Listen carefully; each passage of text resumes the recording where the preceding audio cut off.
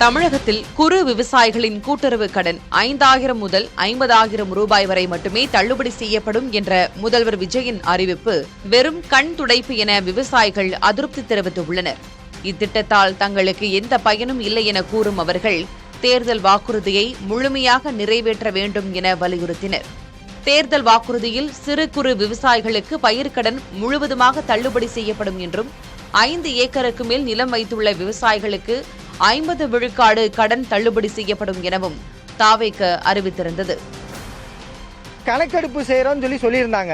உண்மையிலே நாங்கெல்லாம் சந்தோஷப்பட்டோம். புதிய அரசு வந்திருக்கு, முதலமைச்சர் கையெழுத்து போட போறாரு, விவசாய கடன் தள்ளுபடி செய்ய போறாருன்னு நினைச்சோம். கணக்கெடுப்புன்னு சொல்லி ஏற்கனவே பாத்தீங்க கூட திமுக அரசுல அதிகாரிகள் தான் ஆட்சியை நடத்துறாங்கன்னு. நீங்க பயனாளிகளோட எண்ணிக்கை இவங்க அதிகமா சொல்றதுங்கிறது இந்த குழு கடன் வாங்கி இருக்கக்கூடிய விவசாயிகளை கணக்கில் எடுத்துக்கிட்டு குழு கடன் வாங்கி இருக்கவங்க எல்லாம் சேர்த்து வச்சு அவங்க சொல்லிட்டு இருக்காங்க. உண்மையிலேயே ஒரு ஏக்கர் 1.5 ஏக்கர் 2 ஏக்கர் வச்சிருக்கக்கூடிய விவசாயிக்கு கூட இந்த கடன் தள்ளுபடி என்பது எந்த விதத்திலையும் பலனளிக்கக்கூடியதால. ஒரு விவசாயிக்கு 5,000 தள்ளுபடினா ஒரு நாளுக்கு வண்டி ஓட்டுறதுக்கு கூலி கூட அது ஆகாது சார். இது முற்றிலும் ஏமாற்றக்கூடிய விஷயம் தான். அந்த விவசாயிகள் ரொம்ப வேதனையில இருக்காங்க.